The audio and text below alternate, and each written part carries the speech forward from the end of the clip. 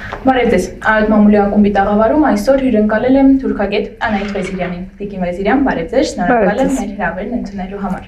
Ձեզ նույնպես շնորհակալություն հրավիրելու համար։ Նոյեմբերի 23-ից Ստամբուլում, Անկարայում եւ արդեն Էսքիշեհիր եւ Իզմիր քաղաքներում տեղի են ունենում բողոքի ակցիաներ կապված թուրքական տարադրամի, լիրայի արժեզրկման, դրանից բխող թանկացումների եւ իհարկե տնտեսության անկման հետ։ Ցուցարարները պահանջում են Թուրքիայի իշխող Արդարություն եւ Զարգացում կուսակցության, Թուրքիայի կառավարության եւ իհարկե անձամբ Թուրքիայի նախագահ Ռեջեփ Թայիփ Էրդողանի հրաժարականը։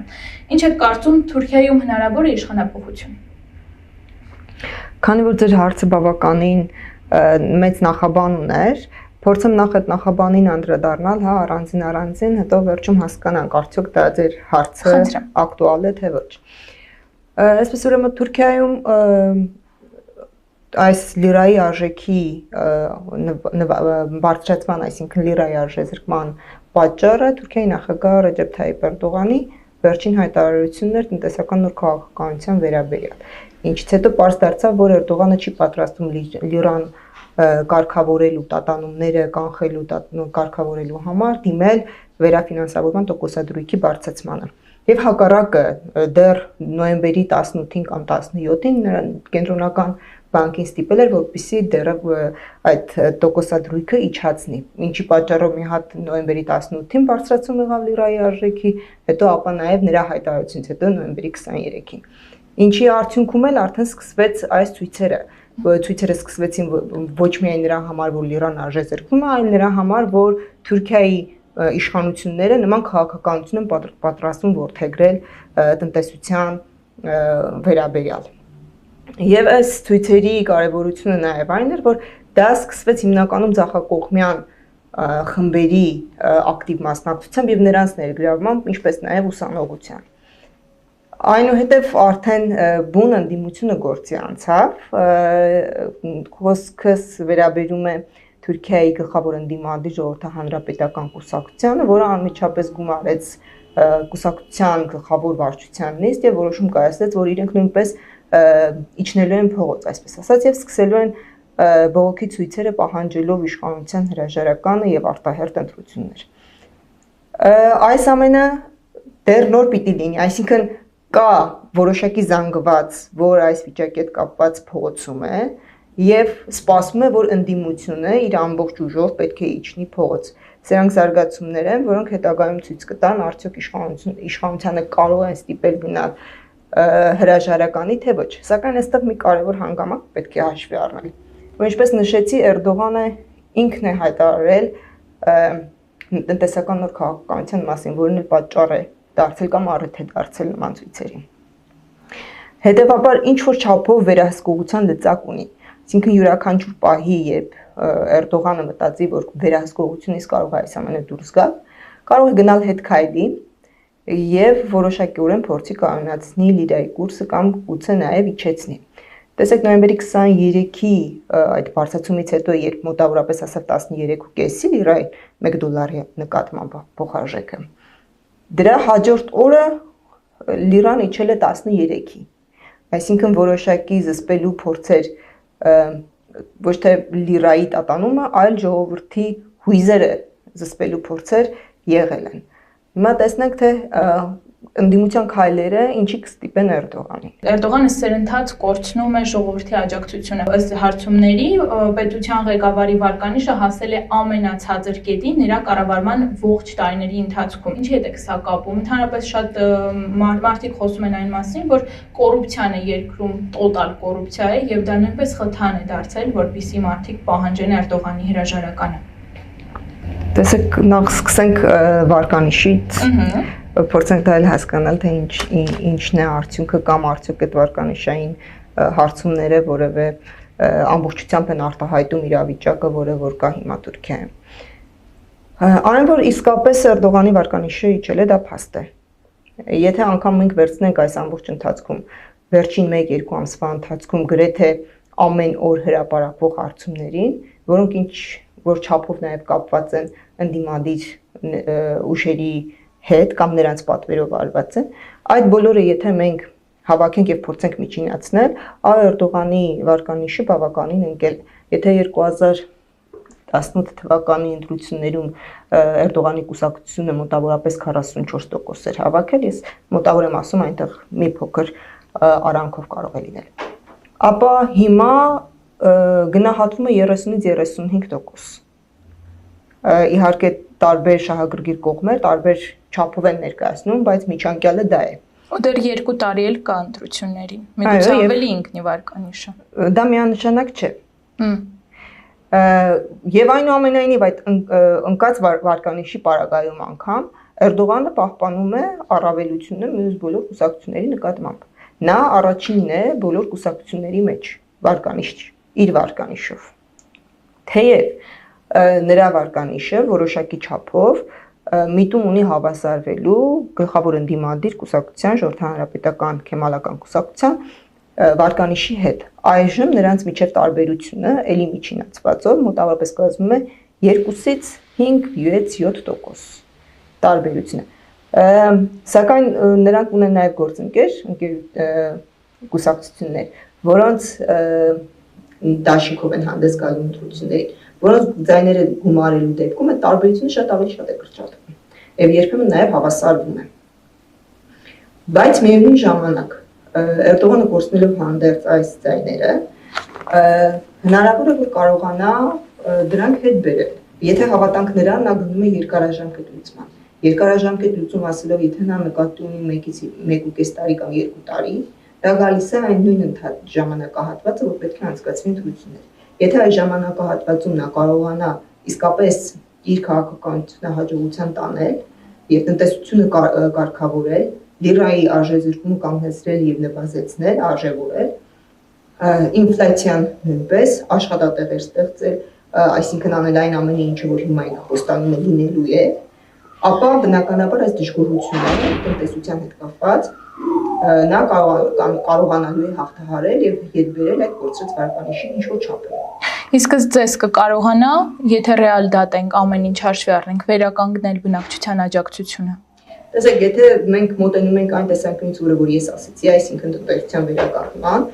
դա այդ տնտեսական քաղաքականության հաջողվելու կամ չհաջողվելու բանաձևը կարող են միայն տալ տնտեսագետները, ես ինքս տնտեսագետ չլինելով հանդերձ չեմ կարող դրա գնահատականը տալ։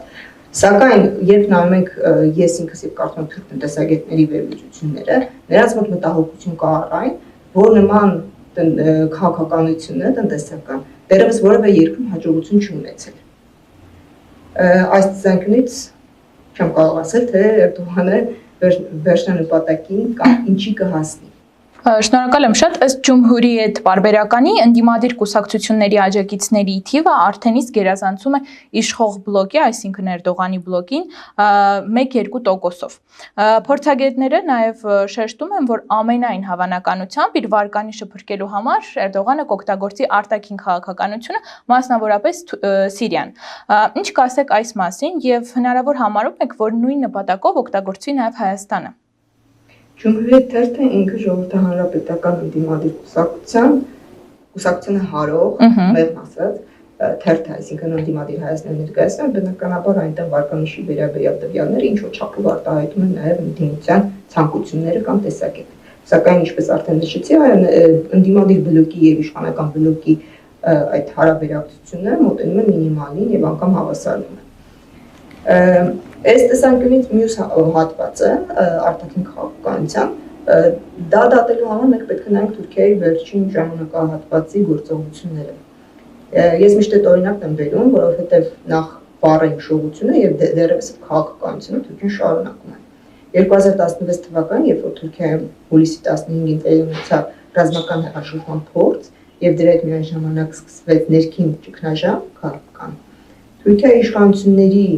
հայացքը ուղղեց դեպի դուրս եւ այդ ժամանակ էլ հենց շարունակաբար հերթականությամբ եղան դեպի Սիրիա ուղղությամբ ռազմական գործողությունները։ Այսինքն այո, Թուրքիան ներքին խնդիրների չեղելու կամ այլ կոնսոլիդացնող հանգամանք ձևավորելու ստեղծելու համար շատ հաճախ գոնե վերջերս դիմում է այդ քայլի։ Եվ բնականաբար մենք չենք կարող բացատրել, որ քաղաքական ճգնաժամի գոյացման ստեղծման պարագայում Թուրքիան կարող է այդ քաղաքականությանը դիմել։ Սակայն պետք է ասել, որ այս պահի դրությամբ այդ քաղաքական ճգնաժամը դեռևս չկա։ Իհարկե կան տնտեսական խնդիրներ եւ այդ խնդիրները կապիտալիզացնել փորձող ընդդիմություն, բայց այդ գործողությունները դեռևս չեն վերածվել քաղաքական ճգնաժամի։ Եվ Ադրբեջանում եւ Թուրքիայում արդեն խոսվում է, որ մեկ ազգ երկու պետություն հայտնի թեզին փոխարինելու է մեկ այլ թեզ, մեկ ազգ, մեկ պետություն։ Եվ արդյոք Թուրքիան ուզում է զրկել Ադրբեջանին անկախությունից, ընդհանրապես իրատեսական համարում է, արդյոք Թուրքիային դա կհաջողվի։ Երևի սկսեմ 1990-ականներից, երբ Խորհրդային Միությունը փլուզվեց եւ 15 պետություններ անկախություն ստացան, որոնց մեջ նաեւ թուրքական պետությունները։ Այդ ժամանակվանից սկսած Թուրքիան այս երկրներին ինտեգրելու ինչ որ ձևաչափերով, քաղաքականություն է վարում, եւ մենք տեսնում ենք, որ 30 տարվա քաղաքականությունը գնալով արդյունքներ է տալիս եւ 2009 թվականին ստեղծված թուրքական խորհուրդը հիմա վերածվում է թուրքական պետությունների կազմակերպության, ինչը ենթադրում է ավելի մեծ ինտեգրման մակարդակ։ Այս տեսանկյունից նայելու դեպքում Թուրքիան այնպես չի, որ շահագրգռված է, որ այս պետությունները իրենց անկախությունը կորցնեն, բայց շահագրգռված է, որ այս պետությունները լինեն իր վերահսկողության կամ իր նկատմամբ կախվածության մեջ։ Եվ այդ պետությունների համար ինքը դառնա առանցքականության կենտրոնը։ Ինչ վերաբերում է Ադրբեջանին, բնականաբար Ադրբեջանին հետ քանի որ շատ ավելի սերտ են հարաբերությունները եւ Ադրբեջանը գնալով ավելի է հայտնվել թուրքական ազդեցության ներքո, Թուրքիան ցանկանում է, որ այդ ազդեցությունը լինի լիակատար։ Սա մեծ Թուրանի գաղափարախոսությունն է, ուզում է իրականություն դարձնել։ Սա պանթուրքիզմի քաղաքականությունն է։ Աբդուլհամիդի տեղն իրեն դրել։ Էրդողանը ընդհանրապես եթե նայում ենք, իրեն դրել է միայն իր տեղը։ Եվ պատմության մեջ ուզում է մնալ ոչ թե ինչ որ մեկին նմանեցվելու, այլ հենց իր տեսքով, իր դերով եւ իր նշանակությամբ, որ հետագայում բոլոր գործիչները փորձեն նմանվել կամ համեմատությունը անցկացվի իր հետ։ Սակայն դրան զուգահեռ նա փորձում է իր մեջ մարմնավորել նաեւ իր տեսքով Օսմանյան անցյալի նախկին փառքը։ Եվ նույն այդ տրամաբանության շրջանակներում է, որ Թուրքիայում մեծարվում են Օսմանյան շրջանի բոլոր գործիչները եւ այդ թվում նաեւ Աբդուլհամիդը եւ առաջին հերթին Աբդուլհամիդը։ Եվ այս հարցով sense, իսկ ինչ վերաբերում է նորից Ադրբեջանի, Թուրքիայի նպատակը Ադրբեջանի նկատմամբ լիակատար վերահսկողության հասնելն է կամ ազդեցությունը առավելապես ունենալը։ Այսինքն չլինի մի ասպարեզ, որտեղ որ Թուրքիայի ներկայությունը չի զգացվում։ Եվ անգամ հանրային շրջանակներում, եթե մենք նկատենք Թուրքիայի վերջին քաղաքականությունները, մեծապես ուշադրություն է դարձվում Ադրբեջանի հանրության շրջանում Թուրքիայի եւ անձամբ Էրդողանի վարկանիշ դերը բարձրացնելուն։ Եվ մի անգամ այդպիսի հետազոտություն էի կարդացել, որ պատերազմի հաջորդող շրջանում մի քանի ամիս առաջ եմ իհարկե կարդացել, չգիտեմ հիմա որքանով է դա, Ադրբեջանում Էրդողանի վարկանիշը գերազանցել էր Ալիևի վարկանիշին։ Եվ դա Թուրքիայի կողմից խրախուսվող քաղաքականություն է, ինչը արտահայտվում է նաև սոցիալական օժանդակության տեսքով։ Դա ադրբեջանցի այդ զինվորների, որոնք պատերազմի ընթացքում վիրավորվել են, նրանց, չգիտեմ, բուժման, նրանց ընտանիքների, սպանվածների ընտանիքների, սոցիալական խնդիրների, կրթության, մանատիպ հարցերը Թուրքիան վերցնում է եւ սկսում է իրագործել, ինչը բնականաբար մեծացնելու իր ազդեցությունը հենց հանրության մեջ։ Իրենք համարում են Թուրքիային մեծ եղբայր ու ինձ թվում է նաև հասկանում են, որ 44 օրյա պատերազմը այսպիսի ելք ունեցավ, նաև որովհետև Թուրքիան իրենց օգնում էր։ Իհարկե դրա համար լավագույն ցուցիչը, երբ նայում ենք Ադրբեջանում տարբեր իրադարձությունների կամ չգիտեմ այդ ճակերտավոր տոնակատարությունների ժամանակ հասարակ մարդկանց վարքագիծ է։ Նրանք դուրս են գալիս փողոց, երբեմն միայն Թուրքիայի դրոշով կամ Թուրքիա եւ Ադրբեջանի դրոշով միաժամանակ։ Սա ենթագիտակցությունից դուրս եկած վարքագիծ է, որը խոսում է հանրության շրջանում Թուրքիայի ազդեցության կամ Թուրքիայի նկատմամբ վերաբերմունքի մասին։ Ես չեմ ուզում այն գուշակություններով զբաղվենք, բայց եթե պատկերացնենք, որ Թուրքիայում ընդդիմությունը հաղթի ընտրություններում, ինչպես դա կանդրադառնա տարածաշրջանի, Հայաստանի եւ հայ-թուրքական հարաբերությունների վրա։ Ենթադրենք, բայց դա պետք է ընդգծել էլի, որ շատ խիստ ենթադրություններ են։ Եվ հիմնված չեն վերջնական իրավիճակի մասին ռեալ պատկերացմամբ, հա, այսինքն մենք դա դիտարկում ենք որպես հնարավոր սցենար, որ կարող է զարգանալ։ Ենթադրենք ընդդիմությանը հաջողվում է ստիպել Ռեջեփ Թայիփ Էրդողանին, որ ինքը հրաժարական տա եւ գնա արտահերթ ընտրությունների եւ ընտրություններում ընդդիմությունը հավաքական միայն մեկ կուսակցություն չէ, կարողանում է կոնսոլիդացվել մեկ տեխնացուի շուրջ եւ հաղթել։ Ինչ կարող ենք ակնկալել։ Այս հարցին նախապես պատասխանելու համար մենք պետք է հասկանանք, թե թուրքական ընդդիմությունը ինչ է իրենից ներկայացնում։ Նայեք թուրքական ընդդիմության կուսակցություններին, հա, գլխավոր ընդդիմադիր կուսակցությունը Քեմալական կուսակցություն,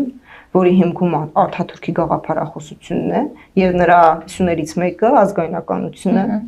Մյուս կուսակցությունը լավ կուսակցությունն է եւ այս կուսակցությունը ստեղծվել է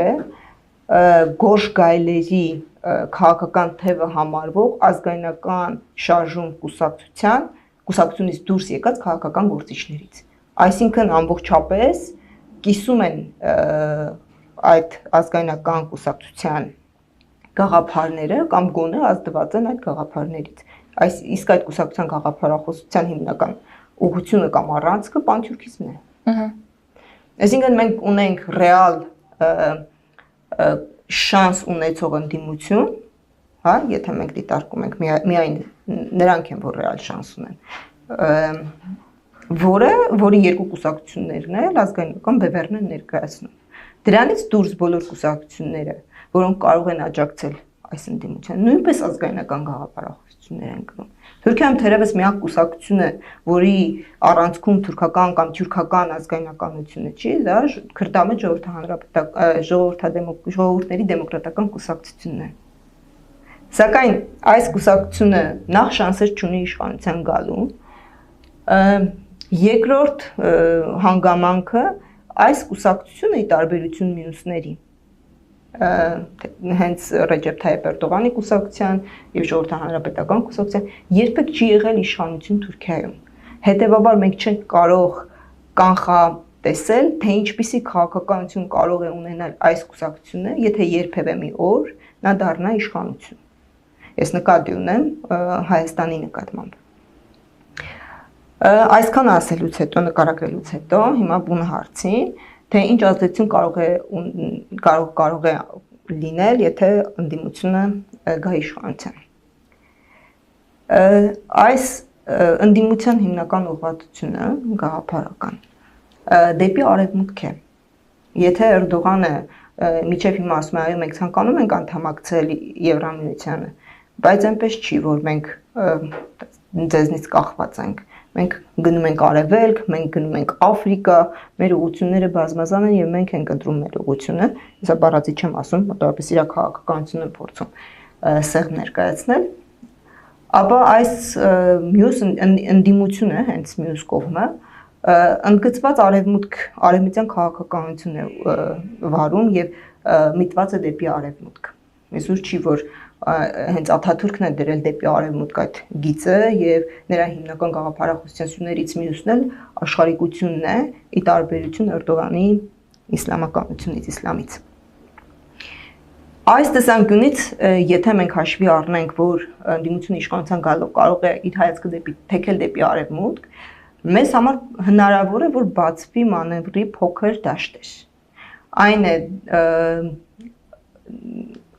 որ Թուրքիան արևմուտքի համար կարող է լինել ավելի վերահսկելի եւ արևմուտքը կարողանա որոշ չափով զսպել Թուրքիայի դեպի արևելք էքսպանսիան։ Սա է միայն, որ հնարավոր է, բայց միանշանակ չէ, որովհետեւ միևնույն է այս կուսակցությունների գաղափարական հիմքում եւ գիտակցության մեջ եւ ենթագիտակցության մեջ մտածա այդ պարոն թուրքիզմի գաղափարը։ Իսկ եթե քաղաքականությունը թողնենք, հայ ազգը պատրաստ է արդյոք երկխոսության մեջ մտնել թուրքերի հետ։ Շատ բարդ հարց եք տալիս։ Շատ։ Տեսեք, երկխոսություն ամեն հայի մեջ, ով որ գնում է Թուրքիա գալիս է, հաստատ երկխոսում են, չէ՞, բարև ձեզ, ինչպես եք այս տարական հատվածում, հա, բայց երբ որ մենք գալիս ենք պատմական խնդիրների մասին խոսելուց, այդտեղ արդեն մենք թե մեզ մոտ, թե մյուս կողմում առաջանում է պատ։ Այս գործընթացները չեն լինում պարզապես ցակուցրիվ, չեն սկսվում անհատի մակարդակով, հա։ Դրանք երբ խոսում ենք մենք հայերը գնացին այստեղ խոսեցին, երկխոսեցին, դրանք անհատի մակարդակով են եւ երբեք չի կարելի ասել, որ հանրային գիտակցության մեջ փոփոխություն մտցվում է այդպես։ Հիմա երկխոսություն, եթե մենք ասում ենք ժողովուրդների մակարդակով, դրանք պետք է սկսվեն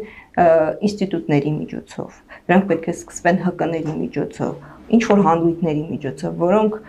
շփումները կարող են բերել երկխոսության ձևավորման։ Բայց միևնույն է, ես մի քիչ թերահավատ եմ այդ հարցում, որովհետև ես հանդիպակաց կողմի անկեղծությանը չեմ հավատում։